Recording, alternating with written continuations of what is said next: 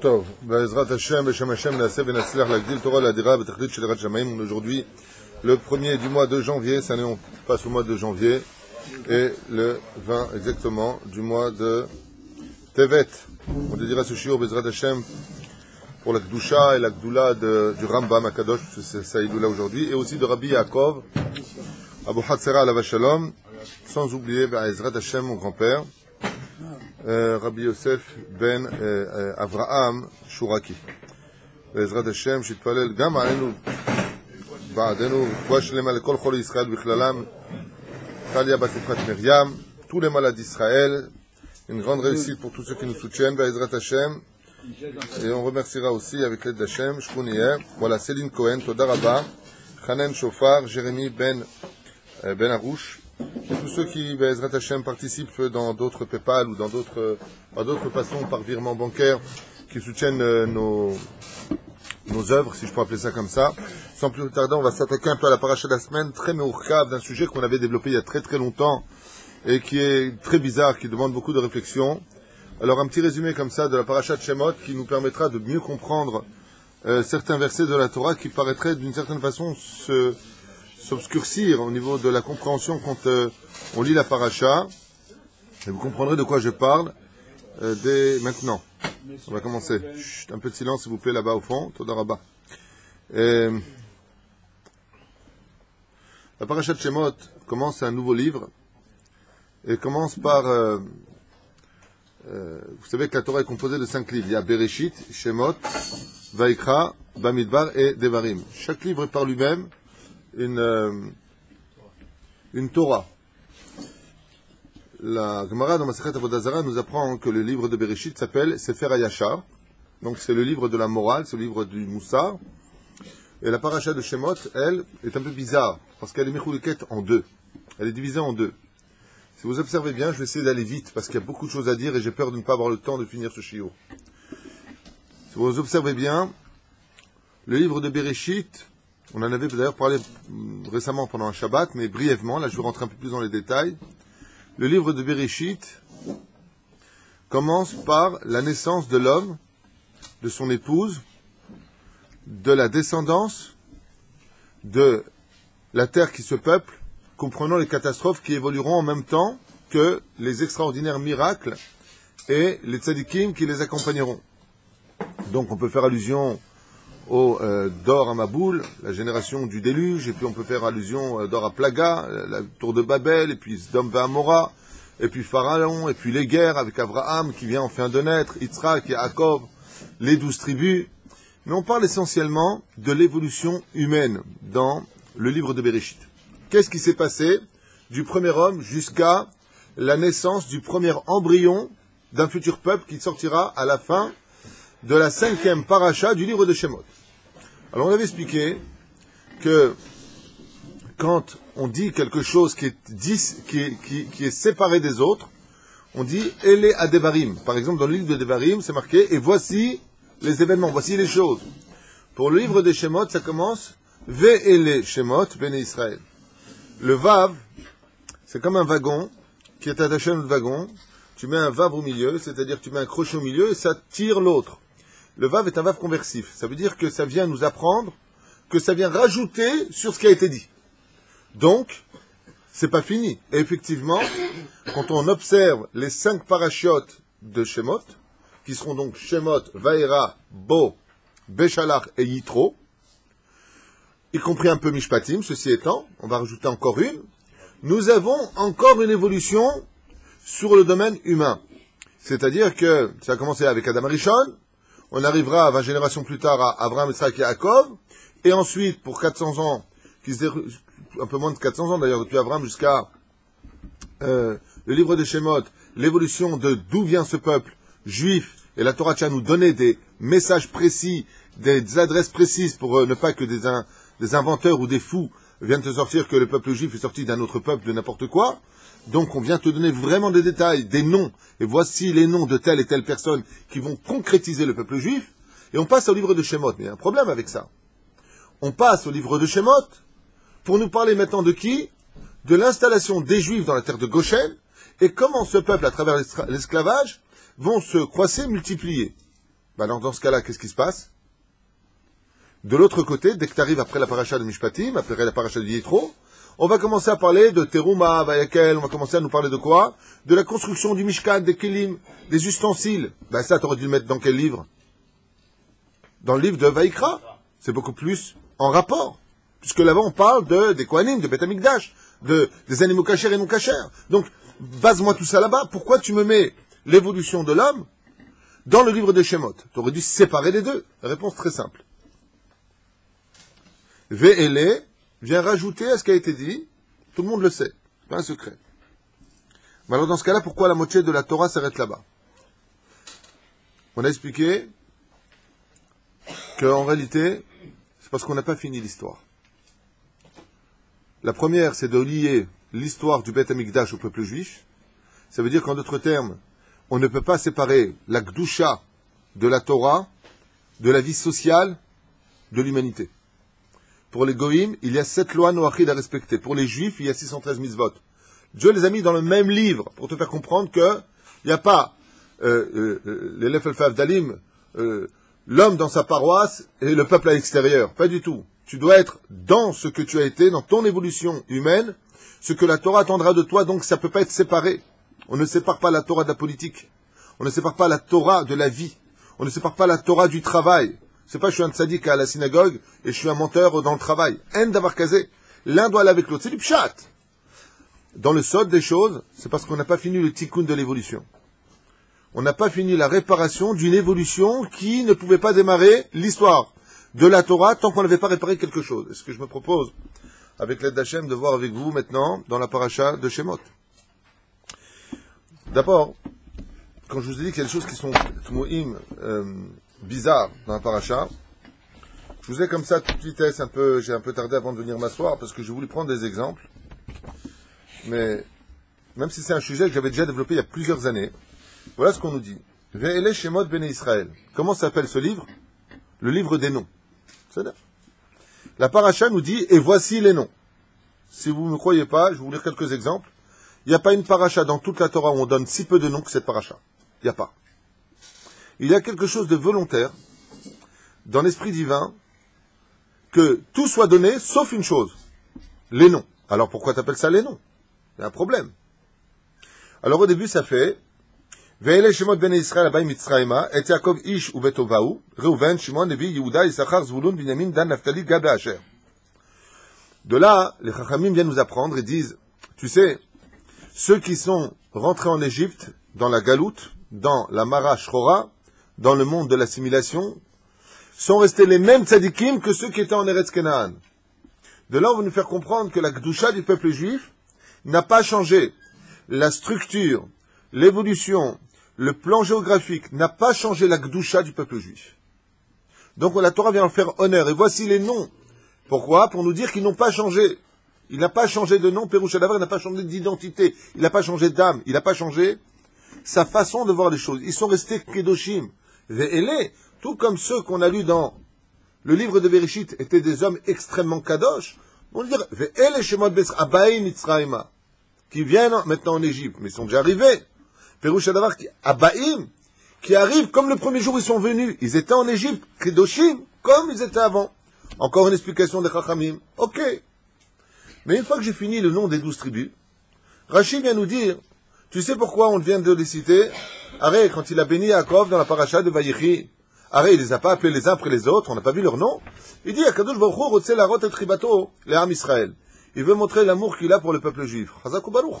Rachid, dans les 5 livres, commencera toujours avec cette notion d'amour que Dieu a pour le peuple juif. Très bien. Voilà que quand je tourne la page, alors, on parle d'un peuple. On nous dit rien. Et voilà qu'on nous dit, comme Melech Hadash. Dis-moi, c'est le nouveau pharaon. Non, pas de nom. Al Mitzrayim. Très bien, j'avance. Vayomer Melech Mitzrayim. Comment il s'appelle? Comment s'appelle ce roi? Paro. Alors dis-moi Paro. Vayomer Melech Mitzrayim. Il n'y a pas de nom. Et il s'adresse à qui? Mon nom est personne. L'amialedot à Ivriot. À des sages-femmes juives, du peuple juif. Je tourne. Shema Hatshifra, Veshema Pua, et Veshema Shinish Pua. Mais non seulement on donne pas le nom, mais on va falsifier leur nom. Il leur a donné des surnoms, chose qu'on a déjà expliqué dans les autres shiurim. Pourquoi? Ensuite, Vaikra Melech Mitzrayim Zek Paro, on ne veut pas savoir que c'est son nom. Qui? L'am Yaledot, mais tu as donné leur nom. Alors appelez, chiffre et poids, non. Les servantes, les femmes qui accouchent, les sages-femmes. Et qu'est-ce qu'elles répondent? Au lieu de parler des juifs, Lo Chanashim Amitzrot Aivriot. Les juifs sont pas comme les Mitzraïm. Elles n'accouchent pas de la même façon. Pas de nom. Qui hier ou Am Yaladot et Elokim, une fois de plus, les sages-femmes. Et là on tombe vraiment dans le délire. Chas Shalom, juste pour comprendre. Vayelech ish mi bet Levi, vatikach et bat Levi. Ça veut dire surtout pas les noms. Alors, on met les shemot. Aussi, on a dit, voici les noms. On s'attend à une paracha où tu auras plein de noms. Pas du tout. C'est la paracha où il y a le moins de noms. J'ai pas fini jusqu'à la fin de la Torah, c'est comme ça. Un truc de fou. Un truc de fou. Jusqu'à ce que Dieu lui dit, mais quel est ton nom? Moshe, il pose la question à Dieu, mais quel est ton nom? Il dit, Aïe, Ashereke. Dis-lui. Avaya.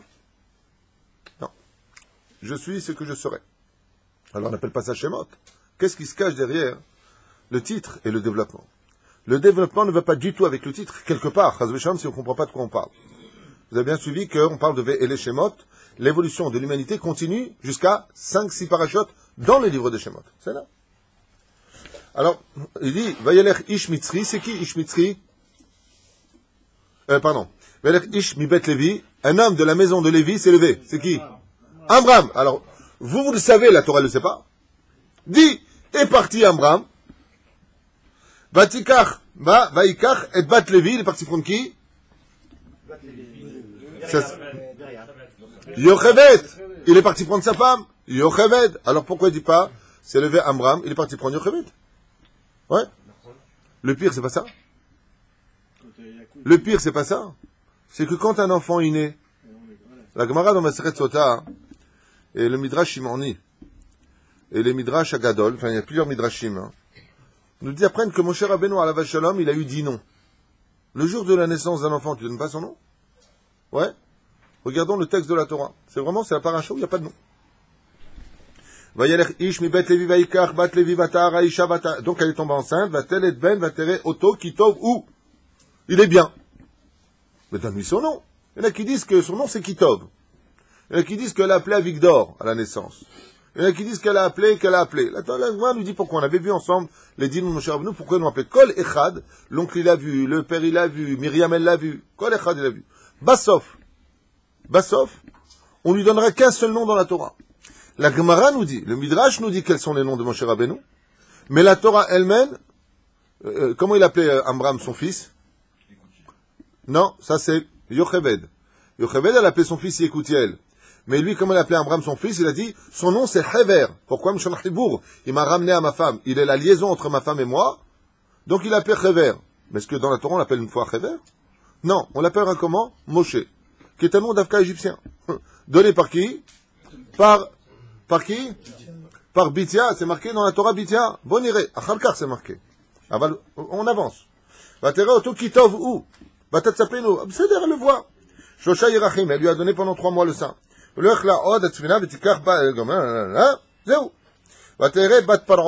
Comment elle s'appelle la fille de Pharaon? Vous le savez. Mais qu'est-ce qui est marqué dans la Torah? Bat Paro. C'est-à-dire surtout pas de nom. Yom. Elle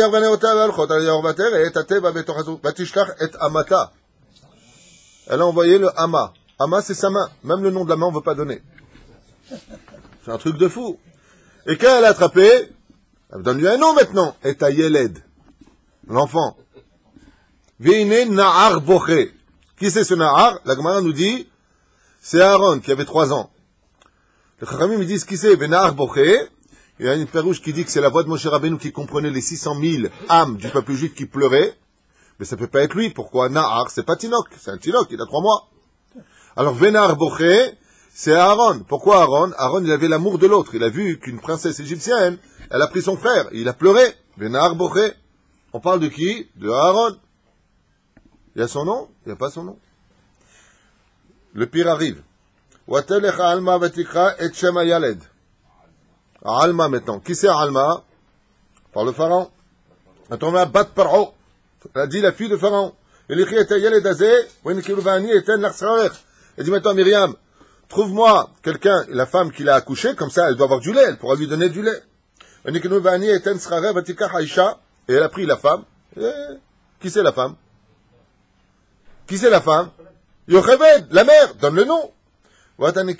Vaïgda la Yeled, toujours pas de nom le pauvre. Les bats de Paro, on l'a amené à la fille de Pharaon, ça n'arrête pas. Hein. Vous voyez, il a les 20 de Krashemo, ah, Mazel Tov, depuis les 12 tribus, on n'a pas eu un seul nom. Hein. On arrive enfin, qui on a? Moshe, Lama, et elle a besoin de nous dire pourquoi. Pas parce que elle a vu Charlton Heston et Yul Brynner dans le film. Non. Kiminamaim Mishiti ou... Tu sais comment je vais t'appeler? Avant qu'il ait ce nom, qui est le 10e nom de Moshe, c'est le 10e nom de Moshe Rabbeinu. Ouais. Le seul qu'on va retenir, c'est le dernier, Mon Manienne, qui Mishiteu Minamaim, parce que je t'ai retiré de l'eau. Et Moshe se promène en Égypte, il grandit, il est encore jeune, et il a vu un Égyptien. Comment il s'appelle? Je vous le dis dans la Torah. Va dire Ish Mitzri. Ça n'arrête pas. Il a vu un homme égyptien. Dis Mohamed, dis Ahmed, dis Ali, dis quelque chose. Non. Il s'appelle l'homme égyptien. Avec un gros problème entre le développement de la Torah et le livre de Shemot. Surtout que la paracha s'appelle Shemot. L'un, il vient dire à l'autre, surtout pas de nom. Alors pourquoi tu l'appelles Shemot? Vayachet Mitzri, va'itmeneu bachol, vayetse bayom hasheni, et il sort le deuxième jour. Et là, il voit deux juifs qui se battent. Comment ils s'appellent? Datam va Aviram. Datan et Aviram. On connaît leur nom. Comment la Torah les appelle? Shnei Anashim Ivrim. Deux juifs. Vous avez remarqué tout ça? Deux juifs se battent. Dis Datan et Aviram. Tachout de la tribu des Réhouven. Mayesh. Mais on sait que c'est eux. Pourquoi la Torah ne veut pas dire leur nom? כאילו יש פה משהו שמסתתר. ויברח משה מפני פרעה, מארץ מדיין, וישב על הבאר, ולכהן מדיין, 7 בנות, ותעברנה ותלנה. Et donc, il avait 7 filles. Et comment elles s'appellent, les 7 filles? Pas de nom, 7 filles. ותלנה ותלנה את הלכנה, לסקות צאן, אביהם, ויבואו הרועים, ויגשו משה, ויושיע, וישק צאנם, El Reuel. Ah, Mazel Tov. Enfin, un nom qui apparaît, le nom de Yitro, qui n'est pas le nom qu'on va lui donner définitivement, mais Reuel, Avien, Vayomer Madoua, et qu'est-ce qu'elles disent maintenant? Elles voient Moshe Rabbeinu, et elles disent comment? Ish Mitzri, Itzilanu. Une fois de plus, la Torah ne tient pas à donner le nom. Ish Mitzri Itzilanu Miyad Haroim, c'est un homme égyptien qui nous a sauvés des mains des bergers, parce qu'ils sont pris la terre. Vayoel, Moshe Rabbeinu à Ish, et donc il s'est assis avec l'homme. Qui c'est l'homme? C'est Yitro. Et il et Tzipora, Bito les Moshe. Baruch Hashem. Et enfin, on commence à trouver un peu de noms. Ils ont un enfant, Gershon. Pourquoi? Il dit Kiger Haïti Beretz Nochria, j'étais un étranger sur une terre étrangère. Et est mort le roi d'Égypte. Je ne peux pas dire Pharaon. Non.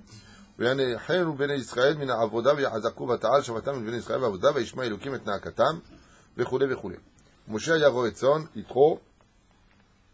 Et la Torah continue jusqu'à Veasne Enenu Ukal, Vayomer Moshe Asura. Et là, on va un petit peu rentrer dans d'autres explications pour approfondir un peu tout ça. Alors, on a compris pour l'instant une chose importante. C'est que l'évolution du livre de Shemot continue jusqu'à la 6e paracha de Shemot. C'est-à-dire, de Bereshit, on continue l'évolution de la naissance de l'homme à la naissance du premier embryon Abraham, puis Yitzhak, puis Yaakov, puis du tribu. On arrive dans un nouveau livre, Ve'el et Shemot, mais on nous dit non, viens rajouter, c'est la suite. Et ce livre-là se divise en 2 dimensions. Première, continuation de l'évolution de l'homme et son but, recevoir le Torah Sinaï. Ensuite, la relation entre l'homme et son prochain, après la paracha d'Yitro Mishpatim, où Dieu met en garde le peuple juif que la relation entre un homme et son prochain est aussi importante que la relation entre l'homme et son créateur. Et d'un coup, on arrête avec tout ça, on passe au Beth Amikdash. Chose qui aurait été beaucoup plus importante d'être placée avec le livre de Vaïkra. Deuxième chose qu'on a vu ensemble, il y a un problème avec les noms. Ve'el et Shemot Bnei Israël, s'il y a une paracha, on ne donne pas de nom, comme vous venez de le constater, c'est d'Afka cette paracha-là. Maintenant, ce qui est encore de plus incroyable, c'est l'évolution de ce tzaddik qui était Moshe Rabbeinu alav shalom. Et pour cela, je prends un peu le midrash. Et Et on va expliquer. Vous vous rappelez hier que les Égyptiens ne savaient pas. Bilam lui-même, en regardant les constellations, les étoiles, il dit le Midrash, il ne savait pas si le libérateur il serait égyptien ou il serait hébreu. Donc il y a une guerre en Égypte parce que les femmes égyptiennes n'ont pas voulu donner leurs enfants, mais ils ont trouvé la force de le faire s'ils pouvaient tuer du juif. C'est-à-dire que si on sait vraiment que de nos enfants risque de sortir le libérateur, on préfère tuer nos enfants, disent l'Égypte, les peuplades qui se trouvent en Égypte à cette époque, et en fin de compte donnent volontiers leurs enfants à la mort. Moshe Rabbeinu alav shalom ne'elatz, il est obligé d'avoir une évolution un peu spéciale. Alors je vais faire un petit récapitulatif d'un cours qu'on avait fait sur la biographie de Moshe Rabbeinu, pour expliquer un peu qui était ce libérateur. La vie de Moshe Rabbeinu alav shalom, contrairement à ce que l'on pense et contre toute attente, n'a pas été une vie facile du tout. Il a été élevé par une mère qui n'est pas la sienne. Il a été élevé dans une situation où tout a dû être caché, puisqu'il a grandi sur les genoux de Pharaon, sans jamais, de toute sa vie entière, avoir mangé taref. Moshe Rabbeinu n'a jamais fait la moindre avéra de sa naissance jusqu'à sa mort. Les seules avérotes qu'on lui trouvera, c'est de s'être mis en colère et d'avoir frappé le rocher. C'est tout. À part ça, Moshe Rabbeinu, Shum Davar. Alors il y en a qui disent, il n'a pas dit, je suis un hébreu, quand ils ont dit, un homme égyptien nous a sauvés. Pour ça, il ne rentrera pas en Israël, selon certains midrashim. Très bien. Aval Kikaran, la vie de Moshe Rabbeinu, excusez-moi, mais elle n'a pas été facile. Il a été élevé dans le silence le plus total. Toutes les mitzvot qu'il a dû faire, sa bar mitzvah, il a fait cacher. Il a même refusé le lait. C'est la seule chose qui touchera ses lèvres, c'est le lait d'une mitzri, d'une égyptienne, qui touchera ses lèvres, et Moshe Rabbeinu refusera. Et pour cela, l'ange Gabriel viendra lui brûler ce khalav qui n'était pas cachère sur sa lèvre alors qu'il était bébé. Il est né bègue, entre guillemets. Il n'est pas né bègue, non. Il a été brûlé, il est devenu bègue. Donc brûlé petit. Sa mère, c'est une égyptienne, mais elle lui dit non, t'inquiète pas, je me suis converti au judaïsme. Sa vraie mère lui explique l'importance de garder Torah au mitzvot. On lui apprend en catimini toutes les mitzvot de la Torah. On lui apprend l'importance, depuis qu'il est petit, quoi. C'est Myriam et son frère Aaron qui lui apprennent toute la Torah. La tribu de Lévi était, comme on le verra dans la paracha de Vezot Aberacha, la tribu qui enseignait la Torah à tous les autres. C'est pour ça qu'elle n'était pas en esclavage. Elle apprenait la Torah la journée et venait l'enseigner le soir des halachot pour les enfants juifs. L'importance de revenir à la Torah, de faire teshuva. La reine, vous verrez d'ailleurs que de toutes les fêtes juives, aucune fête, je fais une parenthèse, n'est reliée au parachiotes. Il n'existe pas une paracha parce qu'il y a un paracha, il y a la fête. Ça n'existe pas, sauf une. Shovavim, ce sont les initiales des parachiotes qui vont suivre. Shemot, Vaera, Bo, Beshalach, Yetro, Mishpatim. C'est l'initiale du mot Shovavim. Pourquoi? Parce que toutes ces parachutes-là sont des parachutes de réparation de la Brit Mila, de la jalousie et de tout ce qui a été en rapport avec la déchéance morale du livre de Bereshit. Donc je suis déjà en train de commencer par la fin de l'explication. C'est qu'en réalité, le tikkun de Bereshit, c'est ces 6 parachutes. On va expliquer comment. Bezrat Hashem. Moshe Rabbeinu, il grandit et il voit de ses propres yeux. Moshe Rabbeinu, il grandit et il voit l'esclavage des Juifs. Moshe Rabbeinu, il pleure. Le Midrash nous dit qu'il pleure et il parle constamment à Hachem. C'est l'homme de la Hitbodedut. Mais comment il parle à Dieu? Il est obligé de partir très loin dans les déserts. Pourquoi? Pour pas qu'on voit qu'il parle à un créateur. Il se cache de son judaïsme. Ses parents lui ont enseigné, ne dis surtout pas que tu es juif, et ne dis surtout pas qui est ta mère et de quelle tribu tu es. Tu dois rester caché pour l'instant dans l'histoire. Vous savez ce que c'est de vivre caché toute sa vie quand on a tout à ses pieds? Vous savez ce que c'est de faire semblant de manger de ce qu'eux ils apportaient comme nourriture, de faire semblant de manger? Un peu comme Esther.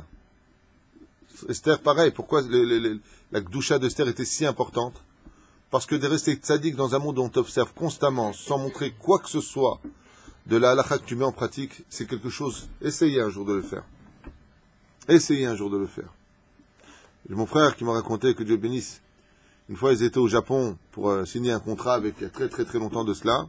Et avec eux, dans le groupe, il y avait une personne qui était religieuse à cette époque. Et le patron, il a dit, on signe le contrat, seulement il voulait les inviter au Grand Mandarin, un grand restaurant là-bas, au Japon. Et bien entendu, ils ont dit non, mais il a dit non, faut venir manger, sinon on pas signer le contrat là-bas. Il a dit ah bon, manger? Voilà, c'est une coutume exactement. Avec le saké, casse-toi, ils ont la totale. Et donc comme ils n'ont pas voulu montrer qu'ils étaient religieux, alors ils ont dit voilà, nous c'est très simple, vous nous permettez, c'est un restaurant de luxe, ça coûte très très cher. On va raconter comme ça, hein, que celui qui était très très pratiquant, il s'est levé, il a demandé à aller voir la cuisine et tout ça, c'est lui qui a allumé le feu. Il a vu là-bas un poisson, dans l'aquarium, d'un jeu poisson, parce qu'il prend des poissons que tu choisis dans l'aquarium, énorme aquarium, et c'est lui-même qui l'a ouvert, et c'est lui qui l'a posé sur le feu. Et il était très content, il a dit pourquoi, mais mêlez le feu, il a cachérisé les choses, c'était son niveau de pratique.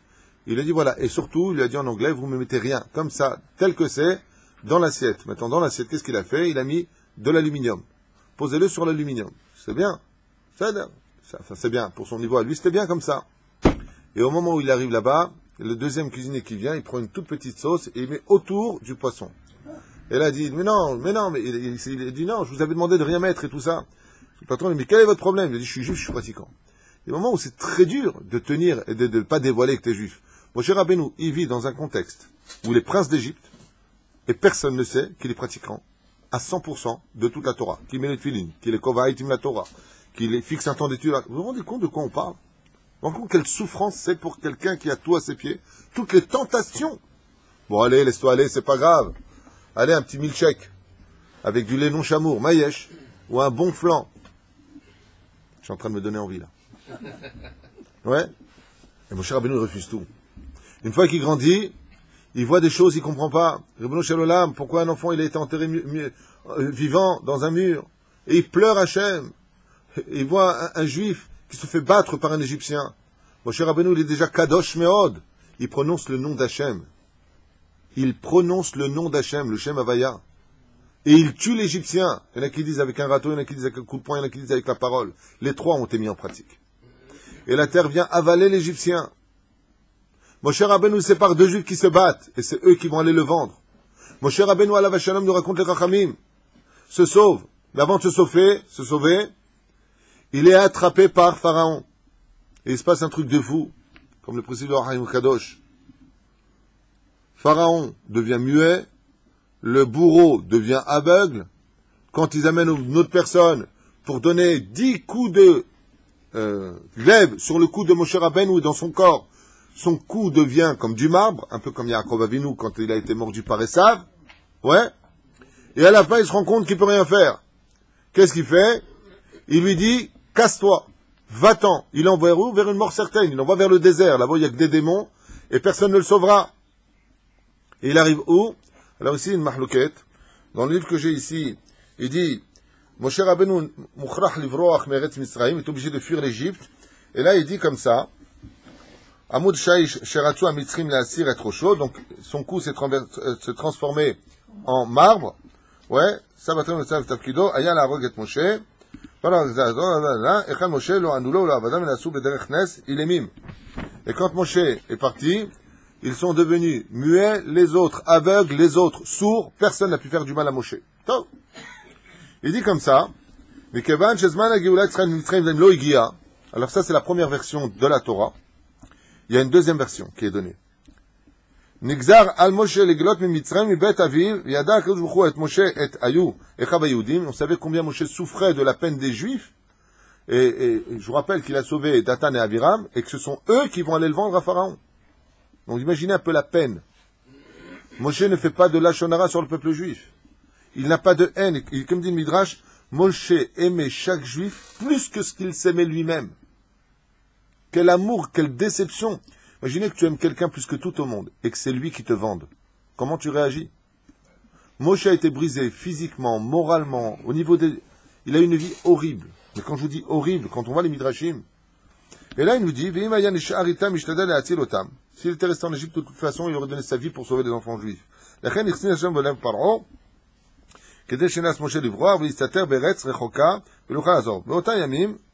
Voilà. Il est arrivé à où?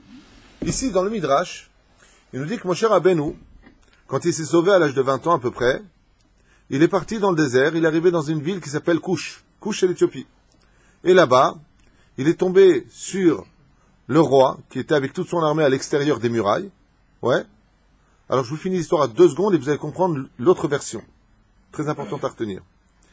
Il a trouvé le roi qui était à l'extérieur de son propre palais. Vous vous rappelez que le pays de Couche, l'Éthiopie, était le pire ennemi à l'époque de l'Égypte. Ouais. Jusqu'à quand?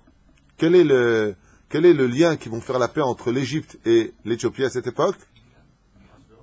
Nous, on n'a pas le temps. Les grenouilles. Pourquoi les grenouilles? Parce qu'elles ont rempli le territoire d'Égypte. Et la guerre qu'il y avait entre l'Égypte et l'Éthiopie était à savoir à qui appartiennent les territoires. Eux, les Éthiopiens, ils disaient ça c'est à nous. Les autres, les Égyptiens disaient ça c'est à nous. Quand il y a eu la paix d'Égypte et que ils ont eu un ordre que Dieu avait décidé que les grenouilles rempliraient que le territoire égyptien, ils ont défini enfin les limites et c'est là qu'il y a eu la paix entre eux. Donc c'est les grenouilles qui ont fait la paix. Bravo Kermit. La reine. Pour en venir un peu en arrière, qu'est-ce qu'il a fait Moshe Rabbeinu alav shalom? Il a vu le roi, il a reconnu, il lui a dit mais qu'est-ce que tu fais à l'extérieur de ta muraille? Et il lui a dit, tout simplement mon conseiller, celui qui était chez Pharaon, m'a trahi. Il m'a dit, pars en guerre, ne t'inquiète pas, je dirigerai le royaume. Il a vidé les caisses de mon royaume, s'en est mis plein les poches et a acheté les ministres qui étaient restés à l'intérieur et créé une armée contre moi. Et aujourd'hui, je suis à l'extérieur. Mon cher Rabbeinu va lui donner le conseil de rentrer par les douves, vous vous rappelez? Et donc, mon cher, il va dire, mais on peut pas. Pourquoi? Il dit, parce qu'ils ont installé là-bas des serpents venimeux, des aspics, des nids d'aspics qui tuent tous les soldats qu'on a envoyés par les douves. On est à l'extérieur et on est sur le point de crever. Qu'est-ce qu'a fait Moshe Rabbeinu? Il dit, c'est très simple, tu me permets de t'aider? Il lui a dit oui. Il lui a dit, voilà, ce que je te conseille de faire, c'est d'attraper des rapaces, de les affamer pendant 2 semaines dans des cages, et de les ouvrir, ces cages, devant l'entrée des douves. Et des rapaces, de quoi ils se nourrissent essentiellement? De serpents. Donc, comme ils vont être affamés depuis 2 semaines, il va y avoir un combat, ils vont être blessés, pas blessés, en attendant, ils vont tuer tous les serpents à l'intérieur. Effectivement, le plan va marcher, les rapaces vont sortir, bien comme si ils sortaient du McDonald's, avec plein de serpents dans leur bec, et Bilam, voyant la chose, va se sauver pour aller rejoindre le royaume de Korach, de Balak, qui est le royaume de Balak. Hein? Mais quel rapport? Moab, bonne réponse. Mais quel bel Péor? Mais c'est cachot et Péor. Péor, c'est Avodazara. Ça n'a rien à voir. La reine Messiata d'Ishmaïa, Moshe Rabbeinu, selon le Midrash tel qu'il écrit ici, dans mon livre ici, il dit qu'il a été donc 40 ans roi de Couche. Pourquoi 40 ans? Parce que le roi, étant mourant de ses blessures de la guerre, a nommé Moshe Rabbeinu, qui a sauvé son royaume, roi d'Éthiopie. Et qu'est-ce qu'il lui a demandé le roi? Il lui a dit jusqu'à ce que vous ayez un enfant qui vous remplace, ou jusqu'à, on ne sait pas si le roi il avait un enfant déjà qui était petit, ou est-ce que ça devait être l'héritier de sa fille. Il avait une fille qui s'appelait comment? Tzipora. Selon le Midrash, le roi redemandait à Moshe d'épouser sa fille. Donc, dans la vie de Moshe Rabbeinu, il y aurait eu 2 Tzipora, dans le cas échéant. Il y en a qui disent comme ça. Aval, le Midrash nous dit, Moshe n'a pas épousé sa fille. Par contre, il a marié Tzipora, la fille de ce roi d'Éthiopie, avec un autre dignitaire, et ils ont eu un enfant. Le temps que grandisse cet enfant et que Moshe lui apprenne comment diriger ce royaume, Moshe Rabbeinu a dû donc être roi d'Éthiopie durant 40 ans. Ah oui, pour arriver à ses 80 ans, pour qu'il tombe 40 ans à 120 ans, il mourra dans le désert, qu'est-ce que sont devenus ces 80 années de Moshe Rabbeinu? Qu'est-ce qu'il en a fait? Et vous comprenez que Moshe Rabbeinu se retrouve être le roi d'une nation païenne, alors que lui est hyper pratiquant, sans mignane, dans une île des doutes absolue, où il ne veut pas dévoiler qu'il est juif. Moshe Rabbeinu a dû supporter 40 ans un domaine qui ne le concernait pas du tout. Pourquoi? Parce que toute la Gdoula et la Gdusha de Moshe Rabbeinu, vous le verrez avec Rabbi Eliezer ben Orkanos. Vous vous rappelez Rabbi Eliezer ben Orkanos? Qu'est-ce qu'il lui a dit son père? Travaille, je vais te nommer directeur de tous mes champs. Il lui a dit, mais c'est une souffrance pour moi, je veux étudier la Torah. Moshe Rabbeinu, c'est pas Rabbi Eliezer ben Orkanos. C'est le maître des maîtres de tous les centimètres, des millimètres et des millimètres dans le monde. Sa seule et unique envie, c'est d'aller étudier la Torah. Et il se retrouve quoi? À diriger un royaume. La dernière des choses qu'il voulait sur terre. Les Chachamim disent Kama ou Saval. Quelle souffrance intérieure il avait, il attendait que Dieu le sorte de ça. Dès que elle est tombée enceinte, la fille de ce roi de Couche, et que cet enfant a pu grandir, Moshe se retirera enfin pour aller chez Yitro. Là-bas, chez Yitro, à Botaï, vous connaissez l'histoire. Quand il arrive chez Yitro, Moshe se bat. Il se bat contre des roïms, contre des bergers, pour sauver Tzipora. Et quand il arrive là-bas chez Yitro, Yitro, il sait très bien que la police recherche Moshe Rabbeinu maintenant. Ils se sont renseignés, ils sont sûrs qu'il était roi de Couche. Ah. Achav Nechapsim Oto, qu'est-ce qu'il a fait? Il dit, oh là là, toi si tu viens chez moi, tu vas me faire des embrouilles. Comment il accueille Moshe Rabbeinu? Il le jette dans une citerne extrêmement noire, profonde dans la boue. Combien de temps? 12 ans. 10 ans. 10 ans. Alors, quelle différence est entre ce midrash et l'autre? Il y en a qui disent le contraire. Il y en a qui disent que d'abord, il est parti à Midian, qu'il a fait 10 ans de prison, et qu'après, il est parti à Couche. Et il a été roi 40 ans. Il y en a qui disent le contraire. Il y en a qui disent, comme c'est marqué dans mon livre, l'ordre chronologique est en marloquette. Il y en a qui disent, d'abord, il est parti chez Yitro, chez Midian, et la Torah nous précise qu'il est parti à Midian, d'accord, donc chez Yitro, là où il est, et ensuite, il va aller chez le roi de Couche. Dans la version que j'ai ici, il va d'abord en Éthiopie. Ensuite, il ira là-bas. Bekitsour, il est, miskin, jeté dans un trou, alors que, vous vous rendez compte de quoi on parle? Qu'est-ce que je vous avais dit? Quelle souffrance mentale la plus terrible pourrions-nous infliger à un homme? Quelque chose que personne ne peut supporter. À un tel point que la halakha nous oblige une ville entière à le remonter vite. C'est quelle est cette loi-là?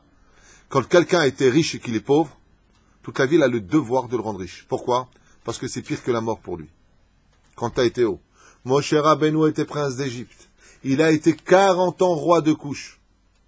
Et il se retrouve à être quoi? Un homme en plein désert, jeté à plus de 20 mètres de profondeur, ou dans de la boue. Combien de minutes? Combien de jours? Combien de semaines? Combien de mois? Combien d'années? 10 ans. Vous imaginez de quoi je vous parle? Il est passé à des habits de soie, une couronne sur la tête, à un homme jeté dans une citerne. Et qui c'est là-bas qui va le nourrir? Le Chachamim nous dit, Sipora lui descendait tous les jours des paniers de nourriture. Kacher. Vadaï. Kacher. Qu'est-ce qu'elle lui descendait, si tu veux savoir? Des fruits. Moshe Rabbeinu alav shalom, le peu d'eau qu'il recevait, il faisait netilat. Un peu comme Rabbi Akiva dans la prison. Comme c'est marqué là-bas. Les Darim. La reine du Siyata d'Ishmael, regardez quelle est la souffrance de Moshe Rabbeinu. C'est pas un homme simple. C'est pas l'homme qui est né avec, waouh, je suis né dans la soie, pourtant je suis né chez Pharaon. Et pourquoi la souffrance chez lui est-elle plus grande que les autres? Parce que, Mimélé, t'as rien à manger. Ça va.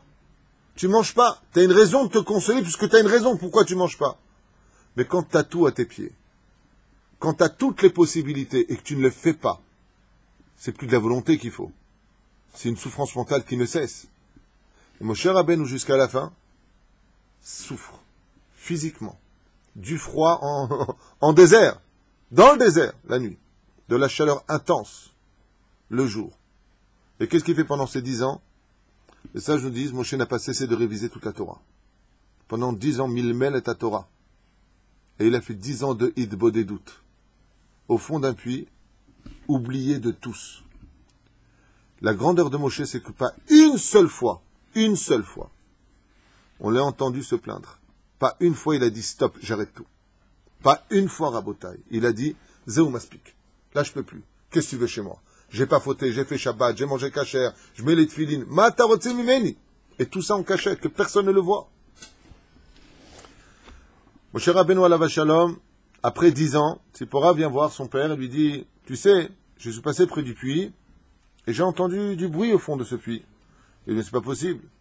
Là-bas, il n'y a plus personne. Il ne sait même pas trop de qui il parlait. Il dit, mais peut-être qu'il y a l'homme que tu as acheté il y a 10 ans. Il dit, Bémet, bon iré. Oh. Moshe répond, Ineni, je suis là. Yitro lui envoie une échelle, une corde, on ne sait pas. Moshe remonte. Quand il remonte, moi, la première des choses que j'aurais fait, c'est de mettre un coup de boule à Yitro. Je te finis à l'âge, ça va pas ta tête, tu m'envoies pendant 10 ans dans une prison, parce qu'on te dit que peut-être que je suis vivant, qu'est-ce qu'il fait, Moshe Rabbeinu? Il sort et il remercie Yitro. Toda Rabba. Merci de m'avoir remonté. Toda Rabba. Il relève les yeux vers le ciel, il remercie Hachem. Baruch Hachem. Matir Asurim. Tu libères les prisonniers Hachem. Fais une bracha Hachem. Toda Rabba Hachem. Nishmat Kol Chai. Waouh! Moshe Rabbeinu. Une fois que c'est fait, Yitro lui dit, bon, viens manger du pain. Il mange du pain. Mange du pain, on peut dire. Khamim, ils disent, viens épouser ma fille. Eh, Zek, je viens de sortir de prison, que je viens épouser ta fille. Je vais la tuer, ta fille, pour me venger de toi. Non, ça c'est nous.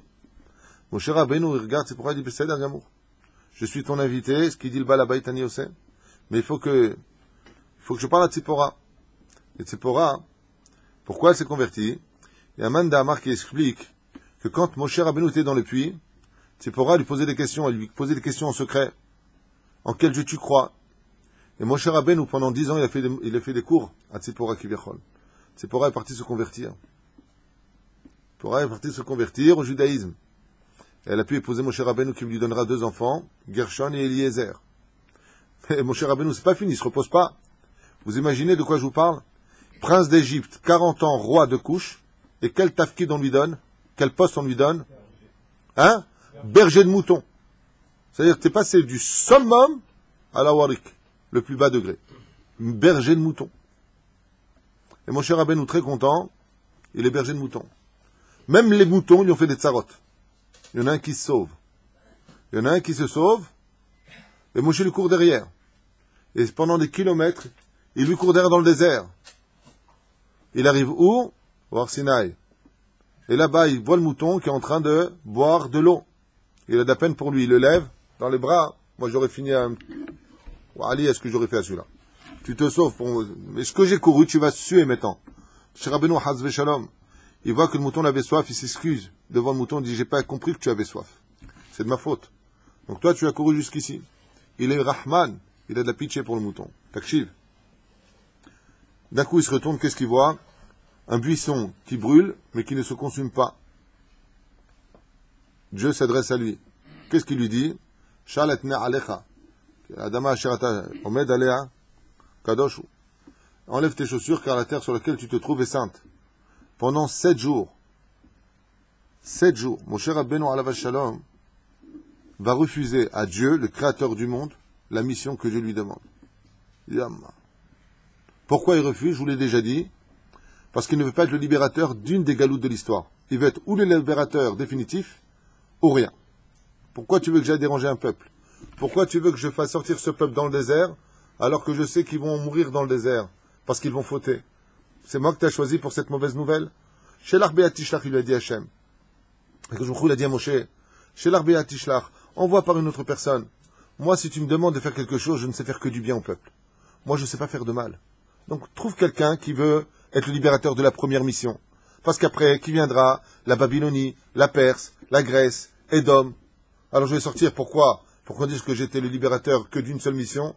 Dieu se met en colère contre lui. Il dit, oh, je te demande pas ton avis. Va libérer ce peuple. Nekuda. Mais il le console. Il lui dit une phrase. Le premier libérateur sera le dernier libérateur. Ta volonté sera quand même accomplie, mon cher Rabbeinu. Tu as voulu libérer les enfants pour la délivrance finale, tu reviendras en tant que Mashiach pour la délivrance finale. Ça, c'est le salaire de Moshe. Et Moshe Rabbeinu, une fois qu'il s'est marié maintenant, moi, qu'est-ce que j'aurais fait? La petite maison dans la prairie, la famille Ingals. Tu t'es marié. Tu as des enfants après tout ce que tu as souffert. T'es recherché. Ouais. Allez, ça y est, je me fais une tente, j'achète des moutons, je me fais des enfants, et je vis ma vie. Un petit jardin, un petit potager. Shalom à Israël. Moshe Rabbeinu alav shalom. Il est obligé de quitter sa femme. Il dit au revoir à sa femme. Il dit au revoir à Yitro. Il dit Dieu m'envoie faire une mission. Et il se retrouve où? Parachat qu'on va la semaine prochaine. Devant Pharaon. Non seulement il se retrouve devant Pharaon. Non seulement il n'arrive pas à libérer le peuple tout de suite. Mais en plus il se fait jeter par Pharaon. Et il rajoute du labeur à qui? Aux Hébreux. Donnez pas de paille. Et de cela, qu'est-ce qui va en sortir? Moshe dit Lama re'otala amazé. Pourquoi tu fais du mal à ce peuple? Je te dis, je voulais pas être je suis parti pour les libérer. Ils m'ont presque lapidé. Ils se retrouvent à travailler encore plus. Béchoulé. Une vie terrible. Lama. Maintenant, je vais essayer de faire le sikoum de tout ce qu'on a dit. Vous vous rappelez ce qu'on a expliqué? Au début, nous avons dit que Moshe Rabbeinu alav shalom, que le livre de Bereshit parle de l'évolution de l'homme jusqu'à l'embryon de la naissance d'un peuple futur, Yaakov et ses 12 fils. L'histoire est très claire dans le parashat de Vayeshev, Miketz, Vayigash, Vayichi. Il se sont passés des événements terribles. Et ces événements-là ne peuvent pas avoir lieu tant qu'un tikkun n'est pas encore réparé. Et ce tikkun s'appelle Ve'ele Shemot. Et voici les noms des enfants d'Israël. Si on avait donné les noms dans la Torah, les Chachamim, ils disent, on aurait raté l'essentiel du tikkun du livre de Shemot. C'est que le libérateur vient de la tribu de Lévi. Et Lévi, comme on a vu dans la Torah de Vayehi, la paracha de Vayehi, on a vu que Yaakov Avinu lit constamment Shimon à Lévi. Il n'y a pas de Shimon sans Lévi, il n'y a pas de Lévi sans Shimon. À un tel point que pour éviter la catastrophe, on est obligé de séparer Shimon de Lévi. Sinon, les deux ensemble sont dangereux. Qui est celui qui a été un des plus virulents sur la vente de Yosef, sur la mise à mort de Yosef? Qui? Shimon et Lévi. C'est Midat Hadin. C'est à cause d'eux que toute l'histoire de l'Égypte a eu lieu. Parce que vous avez vendu Yosef, vous descendrez en Égypte. Les Chachamim nous disent qu'il était hors de question, que ce soit un libérateur de la tribu de Lévi qui vienne libérer le peuple. Et pourquoi? Mais c'est toi qui nous as mis dans la pagaille. Tu oses en plus te présenter devant nous maintenant en disant « Ok, je vais me réparer ». Donc il fallait que Lévi se répare dans son histoire. C'est pour ça qu'il est marqué « C'est levé un homme de la maison de Lévi ». Donne son nom, Amram. Non. Parce que tout le tikkun de ces parachutes-là viennent parler de la réparation du libérateur qui est Moshe Rabbeinu. Dans ces 6 parachutes, qui est l'acteur principal, particulier, c'est Moshe Rabbeinu. Et pourquoi Moshe Rabbeinu? Les sages nous disent qu'en réalité, les noms des 12 tribus ne pouvaient avoir lieu. Parce que c'est la haine et la jalousie d'avoir vendu leurs frères en Égypte qui a provoqué tout cela. La reine Ketotsa a misé, voici le nom des 12 tribus, ils étaient Kedoshim. Mais maintenant, il va falloir sortir la graine principale de ces 12 tribus, qui est l'homme Moshe Rabbeinu. Mais qui vient réparer? Lévi. Donc, comme on vient maintenant réparer uniquement Lévi, si on donnait des noms, qu'est-ce qu'on aurait pu comprendre? Qu'il n'y a pas eu de tikkun pour Lévi. Et maintenant, reprenons toute l'histoire. Pourquoi je vous ai raconté la biographie de Moshe Rabbeinu en si peu de temps? Parce que si vous regardez bien, c'est le décalcage de toutes les catastrophes qu'a fait Lévi dans la paracha de Bereshit, avec Shimon. C'est un vrai mérite pour lui d'avoir un descendant comme moi. Ben badaï. Mais de l'autre côté, d'accord, mais de l'autre côté, il faut bien réparer. Il faut bien réparer. Qu'est-ce qu'était Yosef? Il était le préféré de son père, et il l'appelait comment, mon petit dernier? Moshe Rabbeinu n'était-il pas le dernier de ses frères et sœurs? Il avait 3 ans de moins que Aaron, et 6 ans de moins que Myriam. Non, il était lui aussi le dernier. Yosef n'était-il pas aimé de son père, n'était-il pas comme un prince? Toi aussi tu passeras par ce biais-là. Seulement toi tu te cacheras. Comme l'a fait Yosef, Yosef a tout fait les Shem Shamaï, même s'il s'est trompé. Toi aussi tu grandiras comme un prince, mais tu devras cacher ton judaïsme. Pour ne pas, Hazesham, provoquer la haine et la jalousie des Égyptiens. Tu subiras exactement tout ce que tu as fait subir à ton frère, Yosef, qui était le libérateur de la mort certaine de la famine que Dieu avait envoyée sur terre. La reine, toi aussi, Yosef, tu as reçu de beaux habits, la tunique que tu as donnée ton père, toi aussi tu seras vêtu d'habits de prince. Ensuite, il est devenu quoi? Ils l'ont jeté dans un puits, vous vous rappelez? Et ce puits a eu pour conséquence d'être jeté dans une prison combien de temps? 10 ans, plus 2 ans. C'est pas 12 ans pour Yosef. 10, pourquoi? À cause de la vente de ses frères, il a été mis à l'épreuve pour une femme, vous vous rappelez? La femme de Poutiféra. Il a fait 10 ans et 2 ans qu'il a rajouté en priant Dieu de faire oublier, qu'il a demandé au maître et chanson de le faire sortir. Mais à cause de qui a eu ces 10 ans dans l'absolu? Qui a provoqué tout ça? Lévi. Toi aussi, mon cher Rabbeinu, tu resteras 10 ans en prison dans une fosse oubliée de tous, alors que tu étais le prince, que tu étais aimé, que tu travaillais dans la maison. D'accord, tu as été chez Poutiféra, tu étais le serviteur, et tu as caché ton judaïsme, Yosef. Tu te rappelles? Ainsi, toi, Lévi, tu cacheras ton judaïsme, et tu seras comme un prince, puisqu'il y a marqué, Yosef Moshe l'alcool bête Poutiféra. Il est le dirigeant de la maison. Mon cher Rabbeinu était le dirigeant de la maison de Pharaon. Pareil. Seulement, il devait être dans les mêmes épreuves que Yosef Hatzadik, passer par les mêmes trucs. À qui il a été vendu? Aux Égyptiens et aux Midianim, vous vous rappelez? Pareil. Il passe de l'Égypte à Midian. Ah. Et ainsi le décalcage. Les Chachamim nous disent qu'en réalité, Moshe Rabbeinu alav shalom devait d'abord accomplir le tikkun de Lévi pour que Lévi soit propre de toute accusation avant de devenir le libérateur. Ceux qui viennent en Égypte pour se, quoi? Pour se, Bezrat Hashem, libérer d'un tikkun. Et les autres tribus, ils ont tous participé. Shimon, ils ont tous participé. Shimon est celui qui a le plus souffert. Qu'est-ce qu'on a vu chez Shimon? Comment il fera le tikkun de Shimon? C'est lui qui a tué les 24 000 habitants de la ville de Shrem. il perdra 24 000 de sa tribu. Pour une raison qui est quoi? Vous avez tué 24 000 parce que votre sœur Dina a été violée. Et vous, vous ferez de la pornographie devant les 12 tribus. Alors de chez vous partiront 24 000. Chacun dans tout le talir de l'histoire paiera exactement les erreurs qui ont été commises. Mais il était hors de question que Moshe Rabbeinu s'appelle Avigdor ou Kitov ou Tov ou autre chose. Pourquoi? Kimashiti ou Minamaim. Je t'ai sorti du migvé de la réparation, parce que l'eau, c'est la réparation. C'est le migvé. D'abord, avant d'être le libérateur, il faudra que tu passes par toutes les souffrances que vous avez infligées à Yosef, pour que le libérateur n'ait pas aucun ange dans les cieux qui vienne dire comment est-ce qu'un descendant de la tribu de Lévi peut-il être le libérateur d'une conséquence que lui-même a levée? Donc il n'a pas de mérite, puisqu'en fin de compte, il vient réparer ce que lui, il a fait, en tant que descendant. Pour qu'avant Albanim et Albenebanim, Dieu ramène la faute des parents jusqu'à celle des... C'est 6 parachutes, avant qu'on commence la construction du temple. Continuez, et les Shemot, les noms qu'on a eus avant, faut pas les oublier, parce qu'elles vont continuer dans cette paracha, parce qu'on ne pourra pas construire le temple tant que les tribus ne se sont pas rendues propres de leurs mains par rapport aux déchéances, aussi bien morales, aussi bien spirituelles, aussi bien dans tous les domaines. Si le mal a été fait à autrui, il ne peut pas y avoir de libération. Et ce tikkun-là, dans la Gemara de Sanhedrin, nous dit que En ben David Ba, le Mashiach, ne viendra quoi? Que quand on aura fait la réparation de la pensée, des pensées pures, de la parole, il n'y aura plus de gasséroir, de vulgarité et d'action. Ainsi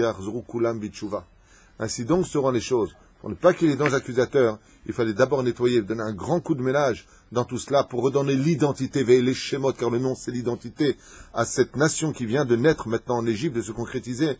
Il fallait que le libérateur d'abord passe par ces 6 dimensions qu'on appelle ces 6 parachutes, pour non seulement réparer ce qui fut fait de façon assez dramatique, en repassant par toutes ces épreuves, et devenir irréprochable aussi bien vis-à-vis des hommes que vis-à-vis des cieux. Shabbat Shalom. Les 24 000 que Shimon a tués.